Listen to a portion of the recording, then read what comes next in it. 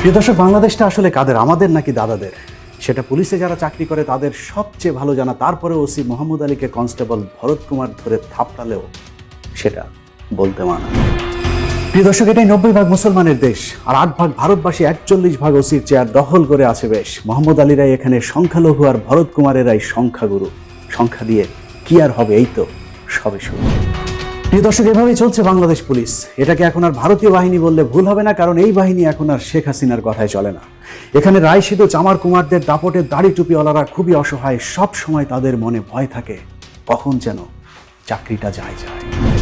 বাংলাদেশ পুলিশকে নিয়ে গভীর ষড়যন্ত্র নিয়ে আমাদের আজকের অনুসন্ধান। সাথে আছে আমি ইলিয়াস হুসাইন।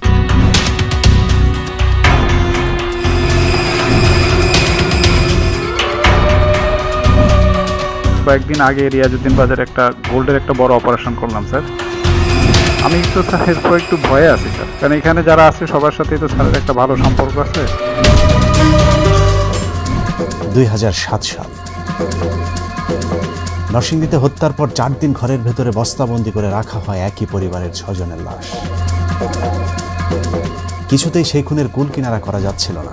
অবশেষে সেই ঘটনায় দায়িত্ব দেওয়া হয় র্যাবের একজন কর্মকর্তাকে। দায়িত্ব পেয়ে 2 দিনের মধ্যে ঢাকা, কিশোরগঞ্জ ও ভৈরবে অভিযান চালিয়ে মূল হত্যাকারী বীরু সহ অন্যান্য আসামিদের গ্রেফতার করতে সমর্থ হন র্যাবের ওই কর্মকর্তা। 2008 সাল, চট্টগ্রাম জেলার কোতোয়ালী জোনের সহকারী পুলিশ কমিশনার হিসাবে যোগ দেন র্যাবের ওই কর্মকর্তা। একের পর এক অপরাধীদের বিরুদ্ধে চলতে থাকে তার দুর্দান্ত অভিযান। অস্ত্র মাদক চোরাচালানের বিরুদ্ধে অভিযানের পাশাপাশি স্কুল শিক্ষিকা তানিয়া হত্যাকাণ্ডের রহস্য উন্মোচন, 14 বছরের কিশোর জাভেদকে অপহরণকারীদের হাত থেকে জীবিত উদ্ধার, গৃহকর্মী রুমাকে হত্যার পর সব আলামত নষ্টের পরেও ক্লুলেস সেই হত্যাকাণ্ডের রহস্য উন্মোচন, রাউজানের বেসরকারি ব্যাংকের ভল্ট থেকে ডাকাতি হওয়া টাকা সহ কথিত গ্রাজুয়েট চক্রকে গ্রেফতার, অজ্ঞাত মলম পার্টি, সিএনজি অটোরিকশা, মোটরসাইকেল চোর চক্র সহ গামসা পার্টির মূল হোতা ও চট্টগ্রামের ডাকাত সর্দার খলিলকে তার 9 সহযোগী সহ গ্রেফতার করা হয়। এছাড়াও পাহাড়ি সন্ত্রাসী ও জঙ্গিদের বিরুদ্ধে পুলিশের ওই কর্মকর্তার সফলতা ছিল ঈর্ষণীয়। পাহাড়ি সন্ত্রাসীদের কাছ থেকে রকেট লঞ্চার, বিদেশি অস্ত্র, বিপুল পরিমাণ গোলাবারুদ উদ্ধার করেন পুলিশের ওই একই কর্মকর্তা। রাউজানের শীর্ষ সন্ত্রাসী বিধান বড়ুয়াকেও 3G রাইফেল সহ গ্রেফতার করেছিলেন তিনি। কাদের ডাকাত কিলার ওসমানকেও পুলিশের এই কর্মকর্তাই গ্রেফতার করেছিলেন। 2015 সালের 5 অক্টোবর কর্ণফুলী থানার খোয়াজনগর এলাকায় জেএমবির আস্তানা থেকে 8টি হ্যান্ড গ্রেনেড সহ বিপুল পরিমাণ বোমা তৈরির সরঞ্জাম, সেই সাথে সংগঠনের সামরিক শাখার প্রধান জাভেদকে তিনি তার 5 সহযোগী সহ গ্রেফতার করতে সমর্থ হন। 2008 থেকে 2016 সাল পর্যন্ত চট্টগ্রাম মেট্রোপলিটন পুলিশের বিভিন্ন শাখায় দায়িত্ব পালন করেছেন তিনি। যখন যেখানে দায়িত্ব দেওয়া হয়েছে সেখানেই অপরাধীদের কাছে এক ত্রাসে পরিণত হয়েছিলেন পুলিশের ওই কর্মকর্তা। 2016 সালের 25শে জানুয়ারি চট্টগ্রামের রিয়াজউদ্দিন বাজারের পাহাড় মার্কেটে মেলে দেশের ইতিহাসে সবচেয়ে বড় সোনা পাচার চক্রের স্বর্ণের বারের গুদাম। 3টি সিন্দুক থেকে উদ্ধার করা হয় প্রায় 250টি স্বর্ণের বার, সেই সাথে 60 লাখ নগদ টাকা। যুগান্তর পত্রিকার 2016 সালের 27শে জানুয়ারির খবরে বলা হয়, 25 জানুয়ারি বিকেল 5টা থেকে রাত 1টা পর্যন্ত চলা অভিযানে পুলিশের ওই কর্মকর্তাকে 2 কোটি টাকা ঘুষের অফার দেওয়া হয়। তাতেও আমাদের আজকের গল্পের নায়ক পুলিশের ওই কর্মকর্তা স্বর্ণ চোরাচালান চক্রকে ছাড়েননি। যুগান্তরের ওই দিনের খবরটির শেষ দিকে 2টো লাইন উল্লেখ করা হয়েছে, যেখানে বলা হয়েছে স্বর্ণ চোরা কারবারি এই চক্রটি ভারতে পাচারের জন্য রেখেছিল স্বর্ণের এই বারগুলো। পত্রিকার শেষ 2টি লাইনের কথা মনে রাখুন। আবারও স্বর্ণের অভিযানের ঠিক এইখানেই ফিরব। তার আগে এতক্ষণ যে সৎ নির্ভীক পুলিশ অফিসারের কথা শুনছিলাম তার আরেকটি রূপ দেখে আসি চলুন। এতক্ষণ আপনারা যে পুলিশ কর্মকর্তা রোমহর্ষক সব অভিযানের কথা শুনছিলেন তার নাম আলোচিত পুলিশ কর্মকর্তা SP Babul Akhtar. I am Babul Akhtar from Bangladesh, receiving Bangladesh Police Medal from the Honorable Prime Minister of my country. হাজারো ভালো কাজ ছিল তার চাকরি জীবনের খাতায়, কিন্তু নায়ক না হয়ে তিনি এখন খলনায়ক। পরকীয়া করতে গিয়ে যিনি তার সোর্সকে দিয়ে কুপিয়ে হত্যা করেছেন তারই একমাত্র স্ত্রীকে, নিজেই নিজের স্ত্রীকে খুন করানোর পর শোকের নাটক করে দেশবাসীর করুণাও কুড়িয়েছিলেন ঠিকঠাকভাবেই। সেদিন বাবুলের কান্না দেখে বোঝাই যায়নি তিনি আসলে তার স্ত্রীকে খুন করিয়েছেন, কিন্তু আইনের চোখ ফাঁকি দেয়া কি এতই সহজ? 5 বছর পরে হলেও বাবুল আক্তারের শ্বশুর বুঝতে পেরেছেন বাবুলই খুন করিয়েছে তার মেয়েকে। বাবুলের বিরুদ্ধে তিনি মামলা করেছেন। বাবুল এখন জেলের খানি টানছেন। অভিযোগ প্রমাণ হলে সর্বোচ্চ শাস্তি ফাঁসিও হতে পারে এসপি বাবুলের। সে তার স্ত্রীকে খুন করছে, সেই কারণে আমি নিজে বাবুল আক্তার সহ আর আগে যারা সম্পৃক্ত ছিল এই সম্পৃক্ত আসামিদের বিরুদ্ধে আমি বাদী হয়ে নিজে মামলা করছি। বাবুল যাকে ভাড়া করে তার স্ত্রীকে খুন করিয়েছেন সেই মুসার স্ত্রীও বলেছেন বাবুল আক্তারের নির্দেশেই তার স্বামী খুন করেছেন মিতুকে। আমি একটা কথা জিজ্ঞেস করলাম যে আপনি কি এই মামলার সঙ্গে জড়িত আছেন, এই হত্যার সঙ্গে? বলতেছে পান না, আমি এটা করতে চাই না, আমাকে বাধ্য করছে, এটা না করলে আমার সমস্যা হতো।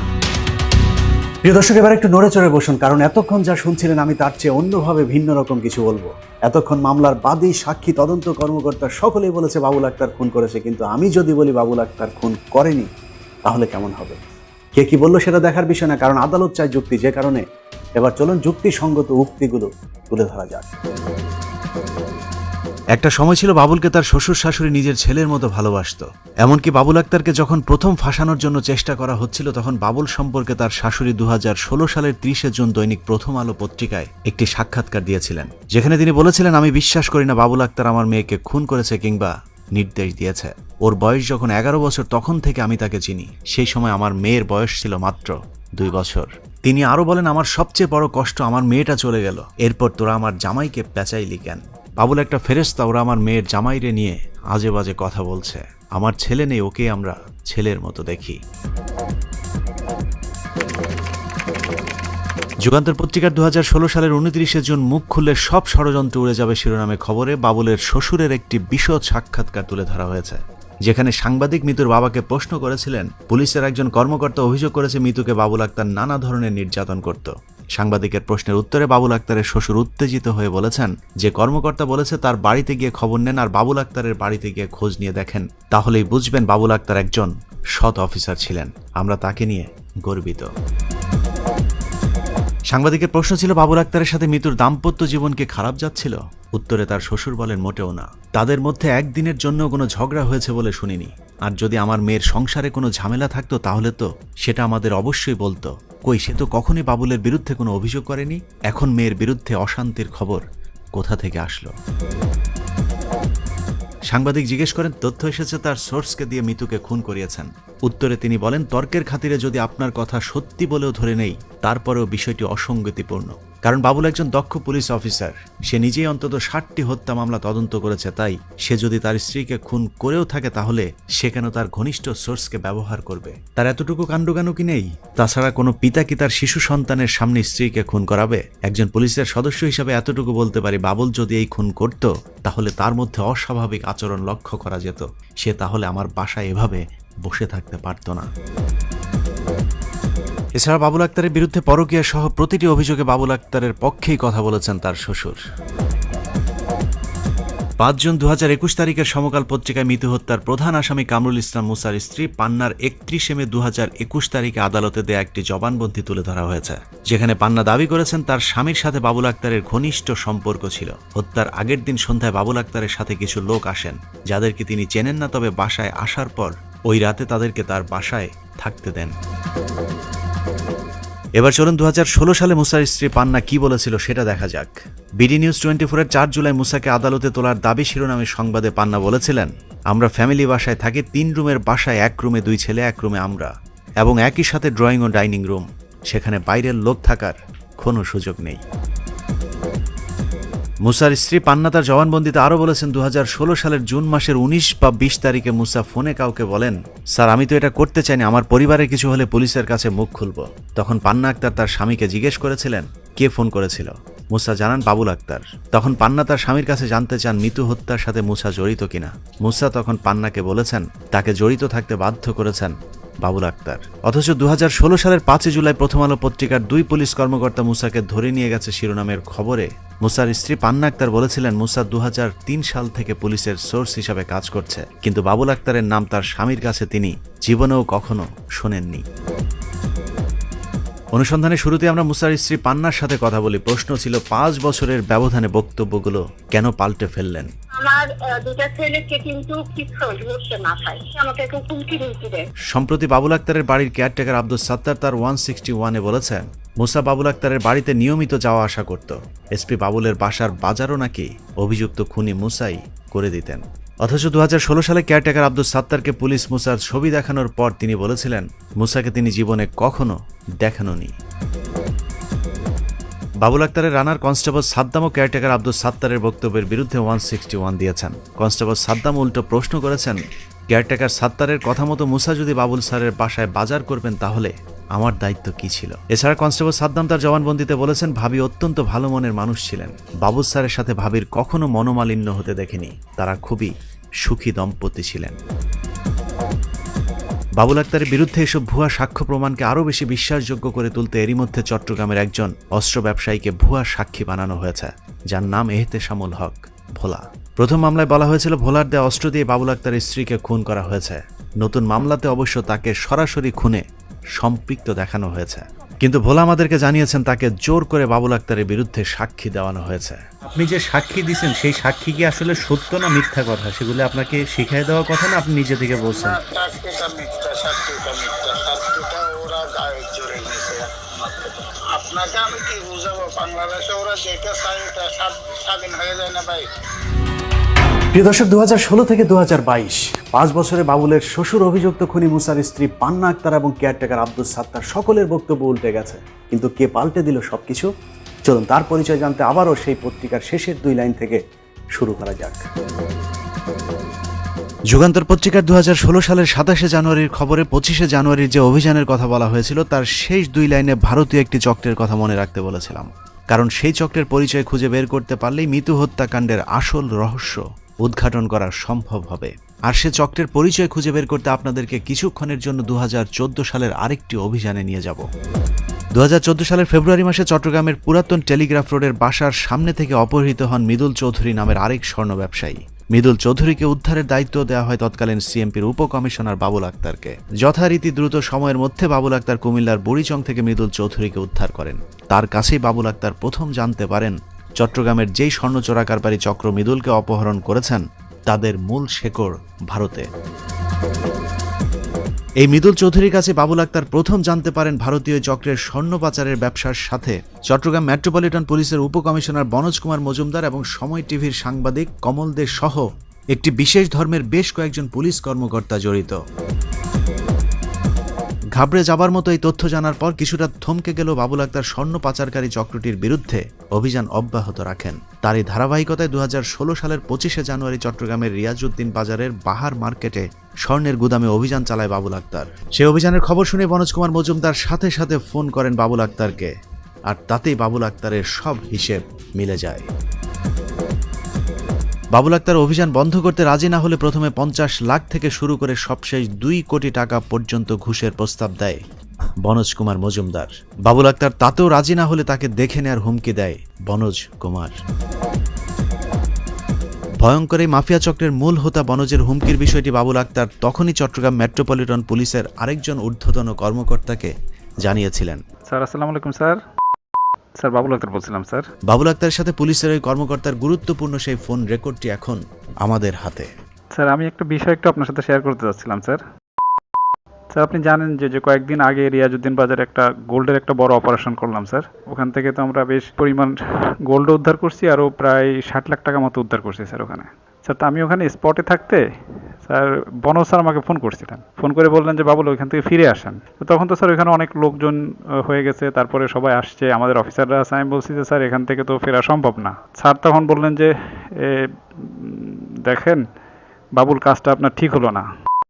জি স্যার বনো স্যার। স্যার আমি তো স্যার এরপর একটু ভয়ে আছি স্যার, কারণ এখানে যারা আছে সবার সাথেই তো স্যারের একটা ভালো সম্পর্ক আছে। স্যার তো দীর্ঘদিন এখানে কাজ করছেন স্যার। ঊর্ধ্বতন কর্তৃপক্ষকে বিষয়টি জানানোর পর 2016 সালের মার্চে বনোজ কুমার মজুমদারকে চট্টগ্রাম থেকে ঢাকায় বদলি করা হয়। তাতে আরও বেশি ক্ষিপ্ত হয়ে ওঠেন বনোজ কুমার, কারণ বনোজ এরই মধ্যে বিরাট সাম্রাজ্য গড়ে তুলেছিলেন চট্টগ্রামে। বনোজের রয়েছে অন্তত 22টি ট্রলার, 2টি জাহাজ, মাদক, মানব পাচার, স্বর্ণের ব্যবসার বিশাল সাম্রাজ্য সহ চট্টগ্রামে নিজের শ্বশুরবাড়ি ছেড়ে আসতে চাননি বনোজ কুমার। সময় টিভির চট্টগ্রাম প্রতিনিধি কমলদের সহায়তায় চট্টগ্রামের অনেক সাংবাদিকের মাঝেও নিজের নিয়ন্ত্রণ প্রতিষ্ঠা করেছিলেন বনোজ কুমার মজুমদার। 2016 সালের 27শে জুন যুগান্তর পত্রিকার সংবাদে অভিযান না চালাতে পুলিশকে ঘুষের অফার শিরোনামে সংবাদে বলা হয় অভিযানের নেতৃত্ব দেওয়া বাবুল আক্তারকে মোবাইলে 50 লাখ থেকে শুরু করে 2 কোটি টাকা পর্যন্ত ঘুষের প্রস্তাব দেওয়া হয়। অনুসন্ধানে জানা যায় অপর প্রান্তে থাকা ব্যক্তি ছিলেন চট্টগ্রাম মেট্রোপলিটন পুলিশের একজন কর্মকর্তা। যুগান্তরের পরের দিনের নিউজে বিষয়টি আরেকটু পরিষ্কার করা হয়েছে, যেখানে বলা হয়েছে পুলিশের ভেতরেই বাবুল আক্তারের আরেকটি প্রতিপক্ষ ছিল যাদের ব্যাপারে অনুসন্ধান চলছে, কিন্তু পরবর্তীতে সেই অনুসন্ধান আর হয়নি। সংবাদটির শেষের দিকে বলা হয়, বাবুল আক্তারের অভিযানে পুলিশের ঊর্ধ্বতন কর্মকর্তাদের মাসোহারা বন্ধ হয়ে যাচ্ছিল। বিশেষ করে ওই সময় চট্টগ্রাম মেট্রোপলিটন পুলিশের ঊর্ধ্বতন এক কর্মকর্তা বাবুল আক্তারের উপর চরমভাবে ক্ষুব্ধ হন। যুগান্তর পত্রিকার 2016 সালের জুনের 28 তারিখে বাবুল আক্তারের শত্রুপক্ষকে নিয়ে চলছে সন্ধান শিরোনামে আরেকটি সংবাদে বলা হয়, বাবুল আক্তার ঊর্ধ্বতন ওই কর্মকর্তার এ ধরনের অনৈতিক হস্তক্ষেপের বিষয়ে সিএমপির ঊর্ধ্বতন কর্তৃপক্ষের কাছে অভিযোগ করলে ঘটনার 2 মাসের মাথায় 31শে মার্চ অভিযুক্ত কর্মকর্তাকে পুলিশের অপর একটি ইউনিটে বদলি করা হয়, আর তাতেই দ্বন্দ্ব প্রকাশ্যে রূপ নেয়। 2016 সালের 31শে মার্চ যাকে চট্টগ্রাম থেকে পুলিশের বিশেষ একটি ইউনিটে বদলি করা হয় তিনি বনোজ কুমার মজুমদার, যদিও পত্রিকাটিতে রহস্যজনকভাবে তার নাম এড়িয়ে যাওয়া হয়েছে। প্রতিটি সংবাদেই দেখা যায় একজন ঊর্ধ্বতন পুলিশ কর্মকর্তার কথা বলা হয়েছে, কিন্তু কৌশলে তার নাম এড়িয়ে যাওয়া হয়েছে। অথচ বাবুল আক্তার প্রতিটি সংবাদ মাধ্যমকেই বনোজ কুমারের নাম উল্লেখ করে অভিযোগ করেছিলেন। আমাদের অনুসন্ধান মঞ্চে বনোজের নাম গোপন রাখতে বেশ কয়েকজন সাংবাদিককে ম্যানেজ করেছে সময় টিভির সাংবাদিক কমল দে। সাংবাদিকদের এ ধরনের আচরণে বাবুল আক্তার আরও বেশি ভয় পেয়ে যান, যে কারণেই তিনি চট্টগ্রাম মেট্রোপলিটন থেকে আবারও র্যাবে ফেরত যেতে চেয়েছিলেন। বাংলাদেশ প্রতিদিন পত্রিকার 2016 সালের 7 জুনের খবরে আতঙ্ক সৃষ্টি করতেই খুন শিরোনামে একটি সংবাদে বলা হয়েছে, নিরাপত্তা শঙ্কার কথা ভেবে স্ত্রী হত্যার 3 মাস আগেই পুনরায় র্যাবে ফেরত আসতে চেয়েছিলেন বাবুল আক্তার। 2016 সালের 28শে জুন যুগান্তর পত্রিকার খবরে নাম প্রকাশে অনিচ্ছুক একজন ঊর্ধ্বতন কর্মকর্তার বক্তব্য তুলে ধরা হয়েছে, যেখানে তিনি বলেছেন এসপি বাবুল আক্তার অনেক আগেই ষড়যন্ত্রকারীদের টার্গেটে পরিণত হন, তবে তাকে দুর্বল করতে তার পরিবারের উপর পরিকল্পিতভাবে হামলা চালানো হয়েছে বলেও ধারণা করেন ওই কর্মকর্তা। একই সঙ্গে তিনি বলেন ষড়যন্ত্রকারীরা প্রচণ্ড প্রতাপশালী, যে কারণে প্রকৃত ঘটনা আদৌ তদন্তে আসবে কিনা তা নিয়ে যথেষ্ট সংশয় রয়েছে। প্রতাপশালী সেই চক্রটি মিতু হত্যার আগে বাবুল আক্তারকেও হত্যার চেষ্টা চালিয়েছিল। দুবার বাবুল আক্তারের গাড়ি লক্ষ্য করে গুলির ঘটনাও ঘটেছে। 2014 সালের 18 মার্চ বাবুল আক্তার তার ব্যক্তিগত এবং পারিবারিক নিরাপত্তার আশঙ্কা জানিয়ে থানায় যে সাধারণ ডায়েরিটি করেছিলেন সেটিও এখন আমাদের হাতে। মাহমুদা খানম মিতু খুন হবার 6 মাস আগে তার মায়ের কাছে বাবুলকে হত্যার হুমকির বিষয়টি জানিয়েছিলেন। আম্মা বাবুকে হুমকি দিয়েছে, কি বলছে তা বলতে পারবো না, বলছে আম্মা বাবুকে হুমকি দিয়েছে। প্রিয় দর্শক, মিতু যে স্বামীর খুনের ভয়ে দুশ্চিন্তা করতেন, সেই স্বামী এখন তার খুনের আসামি। মাহমুদা খানম মিতুকে বাবুল আক্তার খুন করেছে এটা এখন সবাই জানে, তবে সবচেয়ে বেশি তথ্য প্রমাণ যার কাছে রয়েছে তিনি নবগঠিত পুলিশ ব্যুরো অফ ইনভেস্টিগেশন শাখার প্রধান বনোজ কুমার মজুমদার। পুলিশের এই শাখায় বনোজ বললে 2 2 4, আবার 2 2 6ও হয়। তদন্তের নামে 9-6 করা পুলিশের এই শাখাটিতে বনোজ কুমার মুকুটহীন এক সম্রাট। বাবুল আক্তারকে তার স্ত্রীর খুনি হিসেবে প্রমাণ করতে বনোজ কুমার কতটা অতি উৎসাহীর ভূমিকা পালন করেছে তার প্রমাণ দেখতে বনোজের 12 মে 2021 তারিখের একটি সংবাদ সম্মেলন থেকে ঘুরে আসা যাক। আমাদের কাছে স্পষ্ট হয়েছে যে বাবুল আক্তার ইচ্ছাকৃতভাবে তার সোর্স চিনেন নাই। সাধারণত একজন পুলিশ যদি অন্যায় করেও থাকে তবু আরেকজন পুলিশ তার বিরুদ্ধে কোনো বক্তব্য দিতে গেলে যথেষ্ট কৌশলী হবার কথা, কিন্তু ওই দিনের সংবাদ সম্মেলন দেখে মনে হয়েছে বাবুলকে শাস্তি দিতে আদালতের চেয়ে গুরু দায়িত্ব কাঁধে তুলে নিয়েছেন বনোজ কুমার। বাবুল আক্তার এই মামলা 1 নম্বর আসামি হবেন, আমরা এই জিনিসটাই প্রমাণ করার সুযোগ খুঁজছিলাম। সংবাদ সম্মেলনের শুরুতেই তিনি বলেন বাবুলকে গ্রেপ্তার করতে হলে আগের মামলার ফাইনাল রিপোর্ট জমা দিতে হবে। মামলার বাদী জনাব বাবুল আক্তারকে যদি অ্যারেস্ট করতে হয়, টেকনিক্যালি এটি হলো যে মামলাটিতে তিনি বাদী ছিলেন সেই মামলাটি ফাইনাল রিপোর্ট দিতে হবে। আইন অনুযায়ী পিবিআই যদি এই মামলার তদন্তে বাবুল আক্তারের সংশ্লিষ্টতা পেয়েও থাকে সেটা তাদের প্রতিবেদনে উল্লেখ করবে এবং প্রতিবেদন আদালতে দাখিল করবে। একটি মামলার তদন্তকারী সংস্থার দায়িত্ব এখানেই শেষ। কিন্তু বনোজ কুমার প্রথম মামলার প্রতিবেদন দাখিলের আগেই পরবর্তী মামলারও খবর বলে দিয়েছিলেন সেই সংবাদ সম্মেলনে। নতুন একটি মামলা হবে, পরের দিন মামলা কে করবে সেটাও বনোজি নির্ধারণ করে দিয়েছিলেন। সেই মামলাটি করতে পারে তার বাবা মোশাররফ হোসেন। এখানেই শেষ নয়, পরের দিনের মামলার বাদীকে তারও একদিন আগে ঢাকা থেকে পিবিআইয়ের গাড়িতে করে চট্টগ্রামে নিয়ে বসিয়ে রেখেছিলেন বনোজ কুমার। আমাদের পিবিআইয়ের গাড়িতে তাকে নিয়ে যাওয়া হয়েছে, তিনি ওখানে আছেন এবং উনি মামলা এফআইআর তৈরি করেছেন। ফাইনাল রিপোর্টটি জমা হওয়ার কিছুক্ষণ পর 5 লাখ থানায় নতুন মামলা হবে। যখনই এই মামলাটি দায়ের করা হবে, সে 1 নম্বর আসামি হবেন, তখনই বাবুল আক্তার গ্রেপ্তার হবেন। বাবুলের শ্বশুরও জানিয়েছেন জামাইয়ের বিরুদ্ধে মামলা করতে তাকে সবচেয়ে বেশি সহযোগিতা করেছেন বনোজ কুমার মজুমদার। আমরা তো বাদী হইলে কেউ ভাবে যে তারা নিজেরা সহোদ্যোগী হয়ে বাদী হয়েছে, হ্যাঁ, এরকম কথাবার্তা কিন্তু বনোজ কুমারও বলছে। তা বিচার চাইলে আপনি কি এই মামলার বাদী হবেন? তখন আমি বলছি যে ঠিক আছে, আমি বাদী হব। বাবুল আক্তারের বিরুদ্ধে ৭১ টিভির ফারজানা রূপাকে ডেকে নিয়ে বনোজ কুমারের দেয়া একটি সাক্ষাৎকার শুনলে আরও বেশি অবাক হবেন, যেখানে তিনি বলেন এই মামলাটা একদিন তার কাছে যাবে সেটা নাকি তিনি আগেই জানতেন, যে কারণে দীর্ঘদিন ধরেই নাকি তিনি বাবুলকে নজরদারিতে রেখেছিলেন। বাবুল আক্তারকেও আমার পাহারা দেওয়া লাগছে, সে যেখানে চাকরি করেন বা ব্যবসা করেন। কতদিন ধরে বাবুল আক্তারকে নজরদারিতে রেখেছে বনোজ কুমার? মৃত্যু খুন হবার পরে নাকি আগে থেকেই? মাহমুদা খানম মৃত্যু খুন হবার পর মামলাটি তদন্তের দায়িত্ব ছিল চট্টগ্রাম ডিবি পুলিশের কাছে। তারও ৩ মাস আগে বনোজ কুমারকে চট্টগ্রাম থেকে পিবিআইয়ের প্রধান হিসেবে ঢাকায় বদলি করা হয়। সেই হিসেবে মৃত্যু হত্যাকাণ্ড নিয়ে বনোজের কোনো দায়িত্ব থাকবার কথা নয়, কিন্তু বাস্তবে হত্যাকাণ্ডের শুরু থেকে শেষ পর্যন্ত সবকিছু ঠান্ডা মাথায় নিয়ন্ত্রণ করেছে বনোজ কুমার মজুমদার। মুসা মুসা মুসা মুসা তো মুসাকে তো চিনে, এখন জাপ্ত রেখে। হ্যাঁ স্যার, মুসাকে তো দেখছি তার সাথে। আপনাদের নিশ্চয়ই মনে আছে মৃত্যু খুন হবার পর সকলেই বলতে শুরু করেছিল জঙ্গিরা বাবুলের স্ত্রীকে খুন করেছে, কিন্তু এটা হয়তো অনেকেরই জানা নেই জঙ্গিদের ইস্যুটিকে বনোজ কুমারই তার পিবিআইয়ের মাধ্যমে সামনে এনেছিলেন। প্রশ্ন করবেন কিভাবে? চলুন সেই অনুসন্ধান দেখা যাক। 2016 সালের 15 জুন কালের কণ্ঠ পত্রিকায় জেএমবির বুলবুল জেলে বসে হত্যার নির্দেশ দিচ্ছে শিরোনামে একটি সংবাদ প্রচার করা হয়, যেখানে বলা হয় জেএমবির উচ্চ পর্যায়ের সদস্য বুলবুল আহমেদ ওরফে ফুয়াদ জেলখানায় বসে বাইরে থাকা সদস্যদের কাছে চিরকুট পাঠাচ্ছেন। একই দিনে বাংলাদেশ প্রতিদিন পত্রিকায় তদন্তে নতুন মোড়, কারাগার থেকে জঙ্গির চিরকুট শিরোনামে সংবাদে বলা হয়েছে বিভিন্ন হাত ঘুরে সেই চিরকুট নাকি সোজা পিবিআইয়ের হাতে গিয়ে পৌঁছেছে। আর সেই চিরকুটেই লেখা ছিল জেলখানা থেকে বাবুল আক্তার সহ 4 জন কর্মকর্তাকে হত্যার নির্দেশ দিয়েছেন কথিত জেএমবি সদস্য ফুয়াদ। এখন আপনাদের মাথায় আরেকটি প্রশ্ন আসতে পারে, তা হলো ওই সময় মৃত্যু হত্যা মামলা তদন্ত করছিল ডিবি, তাহলে অন্য কোনো সংস্থা যদি জেলখানার ভেতরে তেমন কোনো চিরকুট আদৌ পেয়ে থাকে তাহলেও সেটা ডিবির কাছে যাবার কথা, কিন্তু পিবিআইয়ের কাছে কল্পিত সেই চিরকুট কেন গেল? চলুন সেই রহস্য উদ্ঘাটন করা যাক। এই চিরকুটকে কেন্দ্র করেই কথিত জেএমবি সদস্য ফুয়াদকে 7 দিনের রিমান্ড চায় চট্টগ্রাম পিবিআইয়ের পরিদর্শক শিল্পী রানী দেবনাথ। শুনানি শেষে আদালত 5 দিনের রিমান্ড মঞ্জুর করেন। 2016 সালের 22 জুন বাংলাদেশ প্রতিদিন পত্রিকায় সেই চিরকুট ঘিরেই তদন্ত শিরোনামের আরেকটি সংবাদে বলা হয়েছে রিমান্ডে নাকি মৃত্যু হত্যার গুরুত্বপূর্ণ তথ্য দিয়েছেন জেএমবি সদস্য বুলবুল আহমেদ সরকার ওরফে ফুয়াদ। এরপরই বাংলাদেশের বিজ্ঞ সাংবাদিকেরা ঝাঁপিয়ে পড়েন চিরকুটের পেছনে। সারা দেশে শুরু হয় আলেমদের উপর নির্যাতন, সাঁড়াশি অভিযান চালিয়ে প্রায় 13,000 মুসলমানকে আটক করা হয়েছিল ওই চিরকুটকে কেন্দ্র করেই। কিন্তু পিবিআইয়ের প্রচার করা চিরকুটের সেই গুরুত্বপূর্ণ তথ্য আর কখনোই কেউ জানতে পারেনি। মূলত চিরকুট নাটকের পুরোটাই ছিল বনজের সাজানো। একদিকে সারা দেশে মুসলমানদের উপর নির্যাতন করেছে, অন্যদিকে কালক্ষেপণের মাধ্যমে হত্যার আসল ঘটনাকে ধামাচাপা দেওয়ার চেষ্টা চলেছে। মিতুকে যেদিন কুপিয়ে হত্যা করা হয়েছিল সেদিন একটি অপরিচিত নম্বর থেকে মিতুকে তার বাচ্চা নিয়ে নির্দিষ্ট সময়ের আধা ঘন্টা আগে স্কুলে যেতে বলা হয়েছিল, যে কারণে বাবুলের পরিবারের নিরাপত্তার দায়িত্বে থাকা কনস্টেবল সাদ্দাম মিতুর সাথে সেদিন স্কুলে যেতে পারেনি। কনস্টেবল সাদ্দাম সাথে থাকলে হয়তো খুনের ঘটনা নাও ঘটতে পারত, যে কারণে খুদে বার্তা যে পাঠিয়েছিলেন তাকে চিহ্নিত করা গেলে হত্যার অনেক রহস্য উদ্ঘাটন করা সম্ভব।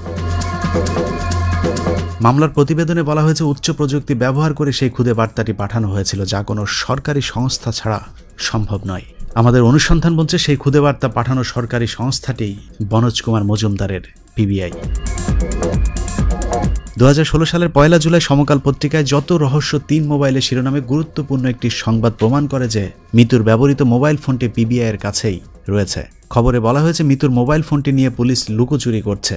নাম প্রকাশ না করে একটি সূত্র জানিয়েছে ফোনটি পুলিশ ব্যুরো অফ ইনভেস্টিগেশন অর্থাৎ সেই বনজের পিবিআইয়ের কাছেই আছে।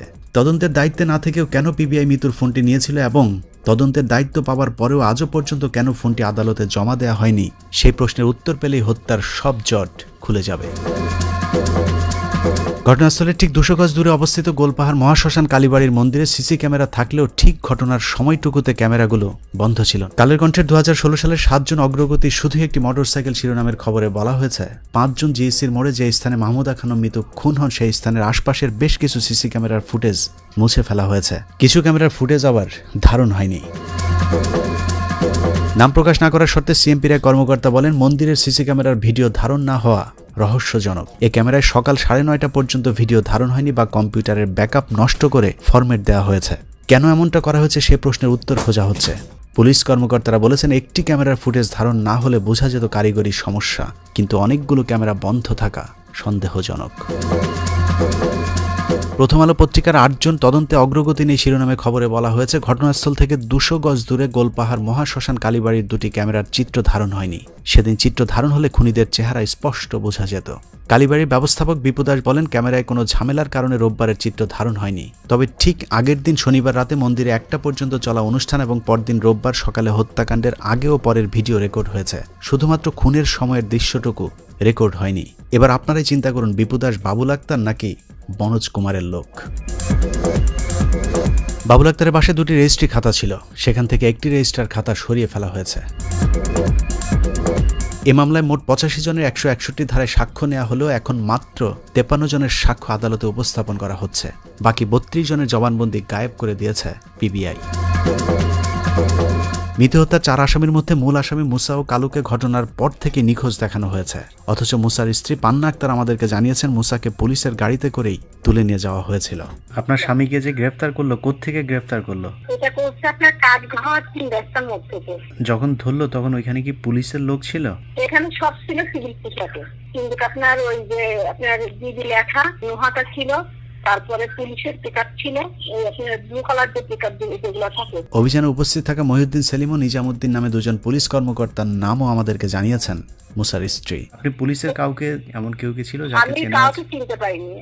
কাউকে চিনতে পারিনি, আমি নিজামুদ্দিনকেও চিনতে পারিনি। নিজামুদ্দিনটা কে? নিজামুদ্দিনের পুলিশের ওসি ছিল। ওসি, আচ্ছা। এটা যে নিজামুদ্দিন যে পুলিশের লোক, সেটা জানলেন কিভাবে, আপনি চিনলেন কিভাবে? এটা জানছি আমি ফার্স্ট যেদিন আমি সংবাদ সম্মেলন করি, ও পেপারটা ছিল আমার হাতে, তখন মানে মিডিয়ার সবাই আসছে, অনেকজনে জিজ্ঞেস করতেছিল যে আমাকে, যে আপনার হাজবেন্ডকে ধরছে, আপনি কি কাউকে চিনতে পারছেন? তো আমি বলছি আমি কাউকে চিনতে পারিনি, আমি এই মানুষটা ছিল। তো ওরা বলতেছে ওর নাম হচ্ছে নিজামুদ্দিন। আমি তো উনি ছিল। আপনি পত্রিকাতে নিজামুদ্দিনকে দেখেছেন, সেখানে লেখা ছিল যে উনি হচ্ছে ওসি। মুসাকে ধরে নিয়ে যাওয়ার বিষয়ে পুলিশ জড়িত এই তথ্য জানিয়ে পান্না আক্তার একটি সংবাদ সম্মেলনও করতে চেয়েছিলেন, কিন্তু পুলিশ ফোন করে হুমকি দেওয়ার পর তিনি আর সেই সংবাদ সম্মেলনটি করতে পারেননি। আপনার এরপরে আরেকটা সংবাদ সম্মেলন করার কথা ছিল, সেটা করেন নাই কেন? সেটা করার জন্য আমি আমার আত্মীয় বাসায় গেছিলাম আগের দিন আমার আব্বাকে নিয়ে। তো সেখান থেকে আমাকে একটু হুমকি দেয় কিরকম, আমার শ্বশুর বাড়ি আমাদের ওরা যারা, তো তাদেরকে ফোন দিচ্ছিল আননোন নাম্বার থেকে, দিয়ে গেছে পান্না চিটার গেছে সংবাদ সম্মেলন করার জন্য কাউকে, এটা যেন না করে, এটা করলে ওর সমস্যা হবে। পান্না আক্তারের অভিযোগ অনুযায়ী তার স্বামীকে ধরে নিয়ে যাওয়া মনোজ কুমারের বিশ্বস্ত 2 পুলিশ কর্মকর্তা একে মহিউদ্দিন সেলিম ও নিজামুদ্দিনকে আটক করে জিজ্ঞাসাবাদ করলেই বেরিয়ে যাবে অভিযুক্ত খুনি মুসা এখন কোথায় আছে। ধারণা করা হয় মুসাকে মনোজ কুমার ভারতে পাঠিয়ে দিয়েছে, অথবা খুনের পর লাশ গুম করে দিয়ে থাকতে পারে। মিতু হত্যার অন্য 2 আসামি রাশেদুন নবী ও নুরুন নবীকেও ক্রসফায়ারের নামে খুন করা হয়েছে। যদিও পুলিশ শুরু থেকে বলে এসেছিল রাশেদুন নবী ও নুরুন নবীকে তারা গ্রেফতার করেনি। অথচ প্রথম আলো 2016 সালের জুলাইয়ের 3 তারিখের পত্রিকায় 9 দিন ধরে পুলিশ হেফাজতে রাশেদ ও নুরুন নবী শিরোনামের খবরে বলা হয়, এই মামলায় আটক অন্য 2 আসামি শাহজাহান ও সাইদুল দামপাড়া পুলিশ লাইনে আটক থাকা অবস্থায় রাশেদ ও নুরুন নবীকে তারা ভেতরে আটক দেখেছেন। অথচ পুলিশ জানিয়েছে কথিত অভিযানে যাবার পর রাশেদ ও নুরুন নবী পুলিশকে লক্ষ্য করে গুলি ছুড়লে পুলিশের পাল্টা গুলিতে তারা মারা যান। এভাবেই মামলার 4 আসামিকে গায়েব করে দেওয়া হয়। কালক্ষেপণ করে হত্যাকাণ্ডের এসব আলামত নষ্ট করতে থাকায় মিতু হত্যাকাণ্ডের তদন্তের দায়িত্ব তার স্বামী বাবুল আক্তারকে দেওয়ার দাবিতে চট্টগ্রামের সাধারণ মানুষ মানববন্ধন করেছিল, কিন্তু তাতেও লাভ হয়নি। উল্টো স্বরাষ্ট্র মন্ত্রণালয়ের উপসচিব ধনঞ্জয় কুমার দাস বাবুল আক্তারকে তদন্তের দায়িত্ব না দিয়ে কোনো ধরনের বিভাগীয় তদন্ত না করেই কৌশলে তাকে চাকরিচ্যুত করেন। চাকরি ফেরত পেতে নানা ধরনের আইনি পদক্ষেপ নিলেও বাবুল আক্তারকে আর চাকরিতে ফেরত আসতে দেওয়া হয়নি, যে খবরটিও 2016 সালের 20 অগস্ট কালের কণ্ঠ পত্রিকায় ছাপা হয়েছে। বাবুলের পর তার সাথে রিয়াজউদ্দিন বাজারের স্বর্ণের গুদাম সহ বিভিন্ন অভিযানে অংশ নেওয়া বিশ্বস্ত 4 পুলিশ কর্মকর্তা এসআই সন্তোষ চাকমা, এসআই রাজীব, আফতাব আহমেদ ও রাজেশকেও চট্টগ্রাম গোয়েন্দা শাখা থেকে বদলি করে দিয়ে বাবুল আক্তারের প্রতিপক্ষদের মাধ্যমে তাদের ইচ্ছেমতো তদন্ত করার সুযোগ করে দেওয়া হয়। চট্টগ্রামের তৎকালীন উপকমিশনার শফিকুল ইসলাম বলেছিলেন, ভালো অফিসারদেরকে বদলি করা হচ্ছে। প্রথম আলো 2016 সালের জুলাইয়ের 4 তারিখের পত্রিকায় চট্টগ্রামের সরকারি পাবলিক প্রসিকিউটর মোহাম্মদ ফখরুদ্দিন বলেছিলেন, আসামিদের গ্রেফতার না করে কালক্ষেপণের মাধ্যমে অন্য গল্প সাজানোর চেষ্টা চলছে। এভাবে আগের মামলার সব আলামত নষ্ট করে নতুন মামলার নাটক সাজায় মনোজ কুমার মজুমদার। বাবুল আক্তারকে তার স্ত্রী হত্যা মামলায় আসামি করার ক্ষেত্রে পিবিআই প্রধান যে তথ্যগুলো দাঁড় করিয়েছে তার সবগুলোই মিথ্যা বানোয়াট। 12 মে 2021 তারিখের প্রথম আলো পত্রিকায় যে প্রশ্নে আটকে গেলেন বাবুল আক্তার শিরোনামে খবরে সাংবাদিক পিবিআইয়ের এক কর্মকর্তাকে প্রশ্ন করেন, মিতু হত্যায় বাবুল আক্তারের সম্পৃক্ততা নিশ্চিত হলো কি করে। জবাবে কর্মকর্তা বলেন, বাবুলের আর্থিক লেনদেনের তথ্য যাচাই বাছাই করতে গিয়ে হত্যাকাণ্ডে তার জড়িত থাকার বিষয়টি পরিষ্কার হয়ে যায়। তারা মূলত 2016 সালে মিতু হত্যার আগে পরে বাবুল আক্তারের আর্থিক লেনদেনের খোঁজ করতে গিয়ে দেখতে পান হত্যাকাণ্ডের 3 দিনের মাথায় বাবুল আক্তার 3 লাখ টাকা খরচ করেছেন। পিবিআইয়ের দাবি, বাবুল আক্তারের ব্যবসায়িক অংশীদার সাইফুল হকের কাছ থেকে লাভের 3 লাখ টাকা চেয়েছিলেন বাবুল। ওই টাকা তিনি নড়াইলের তার আরেক বন্ধু গাজী আল মামুনের কাছে বিকাশে পাঠান।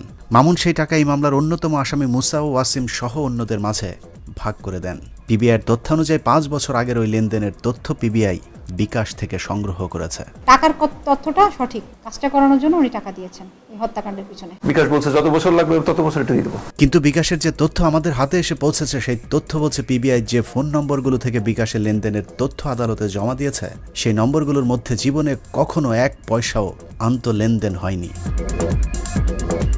টাকা জোগানোর ভুয়া তথ্য আদালতে উপস্থাপনের পর সামনে নিয়ে আসা হয় ভুয়া সাক্ষী এহতেশামুল হক ভোলাকে। শেষ পর্যন্ত ভোলার সন্ধান মিলে সীমান্ত এলাকা বেনাপোলে। ভোলাকে বাড়ি থেকে তুলে নিয়ে বেনাপোল থেকে গ্রেপ্তারের নাটকের পর তাকে দিয়ে জোর করে মিথ্যা সাক্ষ্য দেওয়ানো হয় বলে আমাদের কাছে স্বীকার করেছেন মামলার প্রধান সাক্ষী এহতেশামুল হক ভোলা। আমাকে জিম্মি করে বলে আমার বোন বাচ্চা বউ বাচ্চা জিম্মি করে কোর্ট এগুলো না বললে আমাকে ক্রস ফায়ার দিবে, মারে ফেলবেন, এগুলো তো আমি ঘটনা কিচ্ছুই জানি না। বাবুল আক্তারের সাথে আমার সাথে 5-10 বছর কোনো যোগাযোগই নেই। আমার ওরা যেভাবে লিখে দিচ্ছিল বাবুল আক্তার মানে এই ঘটনায় জড়িত, এসে ওরা যেভাবে লিখে দিচ্ছে এভাবে মেয়ে স্টেপটপ আমাকে জিজ্ঞাসা করে না, এটা কবুল করে লিখে ফেলছে। ভোলার ভিডিও বক্তব্যটি রেকর্ড করার আগে তার সাথে আমাদের টেলিফোনেও কথা হয়েছিল। তখন তিনি জানিয়েছিলেন বানোয়াট সেই জবানবন্দি দিতে ভোলাকে আটকের আগে থেকেই পিবিআই কার্যালয়ে কৃত্রিম আদালত বানিয়ে তাকে প্র্যাকটিস করানো হতো। প্র্যাকটিস সেশনে নেতৃত্ব দিয়েছেন বনোজ কুমারের পরকীয়া প্রেমিকা নাইমা সুলতানা, আর ভিডিও কলে যুক্ত থাকতেন বনোজ কুমার নিজেই। কি শেখানো হয়েছিল আপনাকে?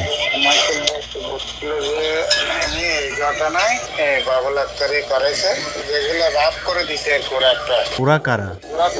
পিবিআই এর এই গ্রুপটার সাথে কি বনোজ কুমার মজুমদার কি জড়িত আছে কিনা?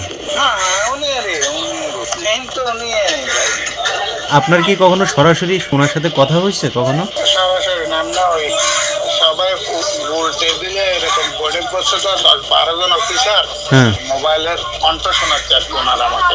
কার কণ্ঠ শোনাচ্ছে? বনোজ কুমারের আছে। ভ্রান্ত ধারণা দিয়ে ভ্রান্ত কথা বলে কিন্তু এতদিন তদন্তটাকে অন্যদিকে নিয়ে গিয়েছিল। নাইমা সুলতানার বিরুদ্ধে গুরুত্বপূর্ণ পদে পদোন্নতি পেতে বিভিন্ন পুলিশের আইজি ডিআইজির সাথে শারীরিক সম্পর্কের বিষয়টি পুলিশে অনেকটাই ওপেন সিক্রেট। পুলিশে নাইমার অবস্থা অনেকটা যার বউ নেই তার নাইমা আছে এইরকম। চট্টগ্রামে পিবিআই সুপারের চেয়ারে বসতে তিনি বনজের সাথেও শারীরিক সম্পর্কে জড়ান, যে কারণে মৃত্যু হত্যাকাণ্ডের তদন্তে নাইমা এখন বনজের হাতের পুতুল। উনি বলেছেন উনি ঘটনার সাথে সম্পৃক্ত, বাকিটার যে তথ্যগুলো আছে ওগুলো আমরা যাচাই করব। ভুয়া সাক্ষীর মতো ভুয়া আরো অনেক কিছু যুক্ত করা হয় এই মামলায়। মৃত্যু হত্যাকাণ্ডের তদন্ত পিবিআইতে আনার পর বনোজ কুমার বাবুলের বিরুদ্ধে একটি পরকীয়ার ভুয়া নাটক সাজায়। ভুয়া সাক্ষীর মতো বাবুল আক্তারের বিরুদ্ধে পরকীয়ার যে অভিযোগ আনা হয়েছে সেটিও বনোজ কুমারদের সাজানো নাটক, যেখানে বলা হয়েছে জাতিসংঘ মিশনে চট্টগ্রামে কর্মরত একটি প্রজেক্টের কর্মকর্তা গায়ত্রী অমর সিং নামে এক ভারতীয় নারীর সাথে বাবুলের পরকীয়ার সম্পর্ক ছিল। গায়ত্রী অমর সিং নামে বিদেশি এনজিও কর্মকর্তার সাথে পরকীয়া প্রেমে জড়িয়ে পড়েন। ডায়েরি সর্বস্বই নাটকের বাস্তবে কোনো নারীর অস্তিত্ব আজ পর্যন্ত পিবিআই দেখাতে পারেনি, অথচ রহস্যজনকভাবে ওই নারীকে উপহার দেয়া বাবুল আক্তারের একটি ডায়েরি উদ্ধার করে ফেলেছে পিবিআই। এখন প্রশ্ন হলো, পিবিআইকে এই ডায়েরি তাহলে কি বাবুল দিয়েছে নাকি গায়ত্রী? পিবিআই আমার বড় ভাই বাবুল আক্তারকে 10 মে 2021 সালে তার উপর অমানসিক নির্যাতন চালিয়ে বিভিন্ন বইয়ের পাতায় এবং সাদা কাগজে পিবিআই এর বলা কথা লিখতে বাধ্য করে। এগুলো ছিল বনোজ কুমারের সাজানো নাটক এবং বনোজ কুমার অত্যন্ত পরিকল্পিতভাবে বাবুল আক্তারকে এই বিষয়গুলো দিয়ে ফাঁসানোর চেষ্টা করছেন। এছাড়াও বলা হয়েছে একটি মোবাইল নম্বর থেকে গায়ত্রী বাবুল আক্তারকে 29টি SMS পাঠিয়েছিলেন এবং সেই SMS মিতু দেখে ফেলাতেই দুজনের মধ্যে বাকবিতণ্ডা শুরু হয়। বাবুল আক্তারের সাথে গায়ত্রীর একটা রিলেশনের কথা আমরা জানতে পেরেছি, যার জন্য তার সাথে মিতুর একটা ডিসটেন্সটা হয়েছিল। ওই ডিসটেন্সের কারণেই কিন্তু এই হত্যাকাণ্ডের উদ্ভব। নাইমা বনোজ গঙ্গেরা মিলে বাবুল আক্তারের বিরুদ্ধে যে কথিত পরকীয়ার নাটক সাজিয়েছে সেখানে চিত্রনাট্যে কিছুটা ভুল করে ফেলেছেন। পিবিআইয়ের প্রতিবেদনে গায়ত্রীর মোবাইল ফোন থেকে বাবুল আক্তারের বাংলাদেশি নম্বরে যে SMS-গুলোর কথা বলা হয়েছে ওই সময়টাতে বাবুল আক্তার মিশনে ছিলেন। বনোজ হয়তো সেই তারিখটা ভুল করে ফেলেছেন। উনি মিশনে থাকাকালীন কিভাবে এই SMS দিলেন এটা আমাদের বোধগম্য নয়। আমরা মনে করি এই বিষয়গুলো অত্যন্ত সাজানো একটা বিষয়। তারপরেও যদি কিছুক্ষণের জন্য ধরে নেই বাবুল আক্তার কারোর সাথে পরকীয়া করেছিলেন এবং সেই কারণেই তিনি তার স্ত্রীকে খুন করেছেন, তাহলে বাবুল আক্তার তার প্রেমিকার সাথে থাকার কথা। কিন্তু মিতু হত্যার পর থেকে জেলে যাবার আগ পর্যন্ত 4টি বছর বিয়ে না করে বাবুল আক্তার 2 সন্তানকে নিয়েই ছিলেন। খুব জোরাজুরি করেও বাবুলের শালিকার সাথে বিয়ে করানো যায়নি, যে কারণেই বাবুল আক্তারের বিরুদ্ধে এসব পরকীয়ার অভিযোগকে প্রথমে পাত্তাই দেননি মিতুর পরিবার। আমাদের চাইতো পুলিশ তাকে টার্গেট করতে সবার আগে। পুরো অনুসন্ধানে আমি বারবার একটি জায়গায় গোলক ধাঁধায় পড়েছি, তা হলো বনজ কুমার বাবুলকে ফাঁসাতে চাইলেও বাবুলের শ্বশুর কেন বনজের সাথে যোগ দিলেন। সেই প্রশ্নেরও জবাব দিয়েছেন বাবুল আক্তারের ভাই।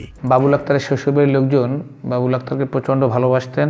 বনজ কুমার মজুমদার এই হাতের লেখা এই SMS এর বিষয়গুলো সামনে এনে তাদেরকে দ্বিধাদ্বন্দ্বের ভিতরে ফেলে দেয় এবং এই দ্বিধাদ্বন্দ্বের কারণেই তারা বাবুল আক্তারকে অবিশ্বাস করে। বাবুল আক্তারের ভাইয়ের কথা অবিশ্বাস করে কিছুক্ষণের জন্য ধরে নিলাম বাবুল আক্তার পরকীয়া করতেন, কিন্তু মিতু হত্যার সাথেও কি তিনি জড়িত?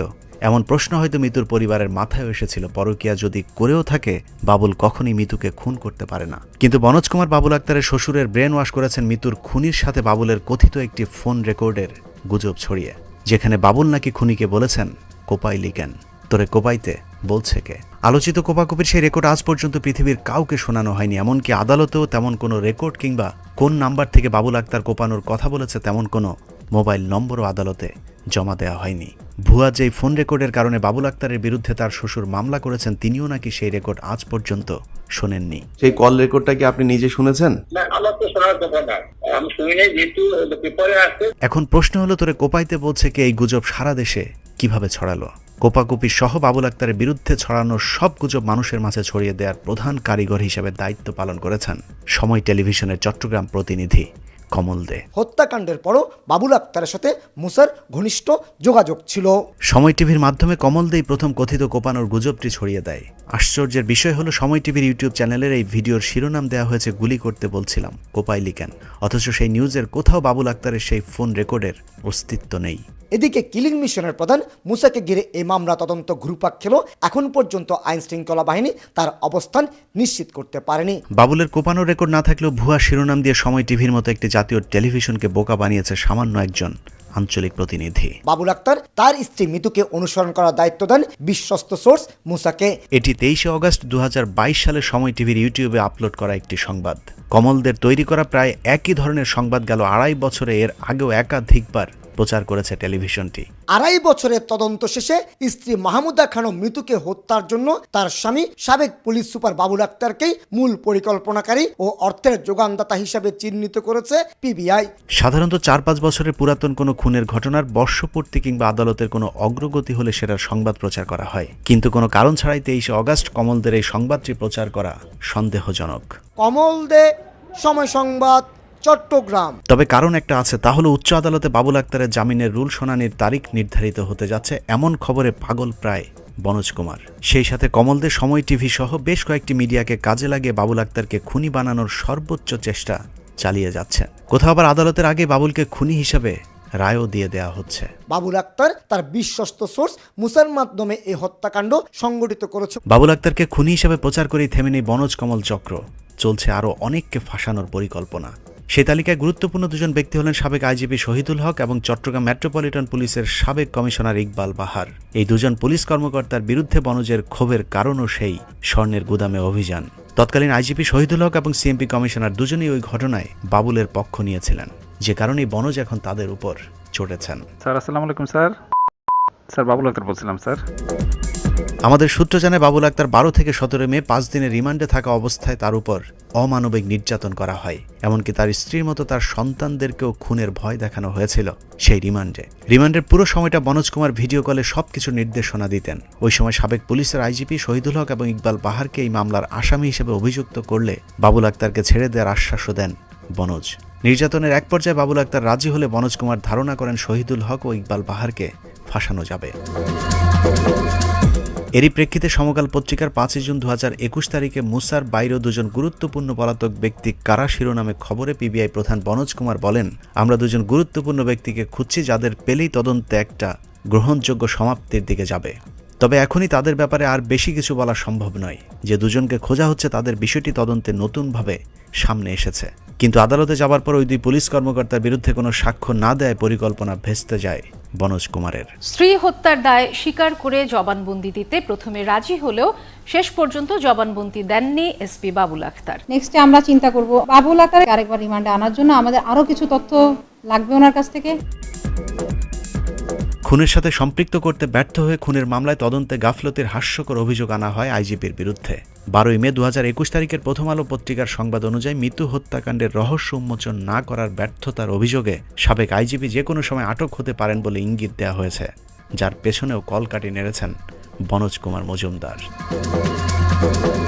এ বিষয়ে আমরা কথা বলি সাবেক আইজিপি শহীদুল হকের সাথে।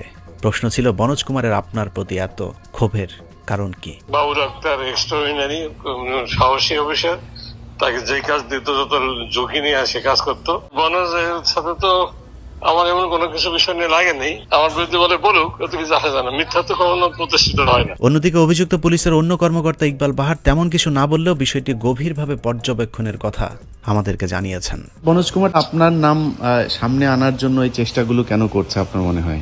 এটাও আমার জানা নাই কি কারণে সে এরকম করতে পারে বা কি। প্রিয় দর্শক, এভাবেই ভারতের প্রয়োজনে ভারতের ইশারায় একদল অখণ্ড ভারতের স্বপ্নে বিভোর অফিসারেরা বাংলাদেশি মুসলমান অফিসারদেরকে শায়েস্তা করছে। কিন্তু মজার বিষয় হলো, এই ইকবাল বাহার আর শহীদুল হকেরা এক সময় গণহারে একটি বিশেষ ধর্মের ভারতীয় নাগরিকদের পর্যন্ত বাংলাদেশ পুলিশে চাকরি দিয়ে গেছেন, আর তারাই এখন তাদের দিকে মুখোশ পাল্টে তারপর ফনা তুলছে সবল দেওয়ার জন্য। প্রিয় দর্শক, স্বরাষ্ট্র মন্ত্রণালয়ের উপসচিব ধনঞ্জয় কুমার দাসেরা শুধুমাত্র বনোজ কুমারদের কথাই চিন্তা করে, কিন্তু নজিরবিহীন বেনজির আর মনিরুল ইসলামেরাই আমাদের মুসলমানদের সবচেয়ে বড় শত্রু। নিজেদের ব্যক্তি স্বার্থের জন্য আমাদের ভবিষ্যৎ প্রজন্মকে যে এক অন্ধকার অনিশ্চিত ভবিষ্যতের দিকে ঠেলে দিয়ে গেল, সেখান থেকে আবারও আলোর মুখ দেখা সম্ভব কিনা সেটা এখনই বলা অসম্ভব। আল্লাহ হাফেজ।